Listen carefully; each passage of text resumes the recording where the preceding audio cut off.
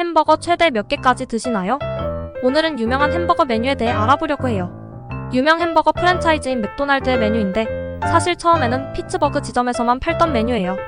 덩치 큰 손님들을 위해 푸짐한 구성의 햄버거를 만든 것이 좋은 반응을 얻자 본사에서 공식 메뉴로 인정하고 모든 지점에서 팔게 됐어요. 당시 유일하게 3개의 빵을 겹친 햄버거였는데 다른 프랜차이즈들이 이 독창성을 인정해줘서 한동안은 빵이 3개인 햄버거를 만들지 않았었어요. 맥도날드의 오랜 간판 메뉴인 이 버거의 이름은 무엇일까요? 정답은 빅맥입니다. 역대 최고 스포츠 영화를 꼽자면 무조건 이 작품이죠.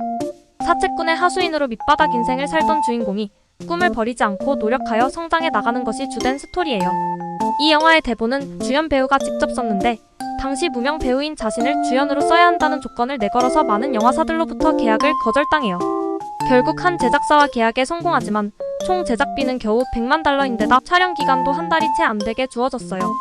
하지만 힘겹게 제작된 이 영화는 큰 성공을 거두고 77년 아카데미 시상식 9개 부문에 후보로 올라 3개의 상을 수상해요. 이 영화는 사운드 트랙도 큰 성공을 거뒀는데 특히 가노 플라이 나우라는 곡은 도입부만 들어도 이 영화의 장면들이 떠올라요. 무명의 실베스타 스텔론을 헐리우드 최고의 슈퍼스타로 만들어준 영화 주인공의 이름을 딴 이 영화의 제목은 무엇일까요?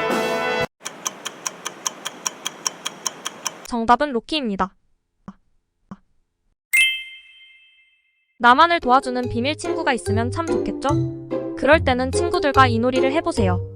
참가자들의 이름을 종이에 적어 몰래 제비뽑기를 한 후 자신이 뽑은 친구에게 정체를 밝히지 않고 몰래 도움을 주는 놀이예요. 친구를 응원하고 도와주며 항상 웃음으로 대하는 것이 중요해요. 선물과 편지도 잊지 마세요. 학교에서 서로 친해지기 위해 자주 하는데 특히 초등학교에서는 수업을 통해 이 놀이를 하기도 해요. 스페인어로 애인이라는 뜻을 가진 이 놀이 이름은 무엇일까요? 정답은 마니또입니다. 가요계 최고의 뮤지션을 꼽을 때 항상 언급되는 분이죠. 80년대 말 대학 가요제를 통해 충격적인 데뷔를 했었어요. 이후 밴드와 솔로 활동을 넘나들며 수많은 장르의 명곡들을 세상에 남겼죠. 2000년대 이후에는 백분 토론에 자주 출연하며 젊은 세대에게 정치적 영향력을 발휘하기도 했죠. 같은 세대의 또 다른 유명 가수 서태지와는 육촌 관계인데 가수로 데뷔하고 나서야 이를 알게 됐다고 해요. 이름 때문에 원로 락가수 신중현의 아들로 오해받는 일도 잦았다고 해요. 마왕이라는 별명으로 친숙한 이 가수는 누구일까요? 정답은 신해철입니다. 영화나 만화 등에서 주인공의 든든한 조력자를 부르는 말이 있죠. 요즘은 슈퍼히어로를 보조하는 인물로 자주 표현돼요. 영화 반지의 제왕에서는 주인공 프로도의 곁을 지키던 위대한 정신력의 소유자 샘이 이것에 해당해요. 까칠한 성격인 셜록 홈즈의 파트너 존 왓슨은 문학 역사에서는 가장 유명한 이것이라고 할 수 있죠. 이 단어가 제목인 네이버 웹툰이 연재되기도 했었어요. 조연의 의미를 가진 인물이 주인공으로 등장하는 뭔가 모순적인 작품이었지만 꽤 인기 있었죠. 가장 유명한 존재는 배트맨의 영원한 조력자인 로빈이라고 할 수 있겠네요.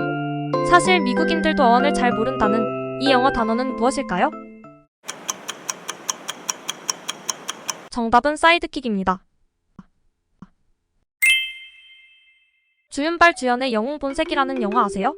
범죄의 세계에 몸담은 남자들의 우정과 의리가 멋있게 그려져 수많은 젊은이들의 심장을 뛰게 만들었죠.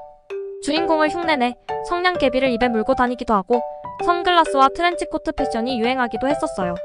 이후 홍콩 영화계는 무협 영화보다 이 장르가 발달하게 되었고 첩혈상웅, 지존무쌍, 무간도 등의 수작들이 계속 탄생했어요.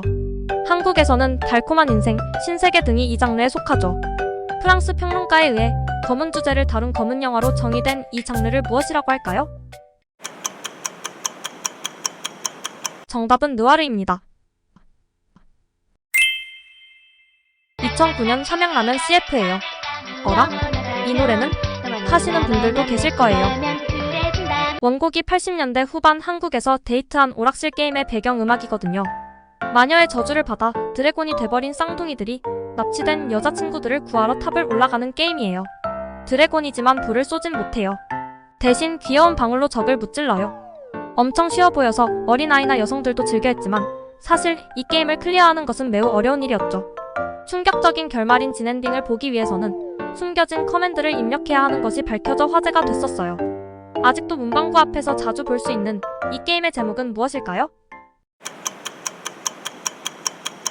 정답은 버블뽀블입니다.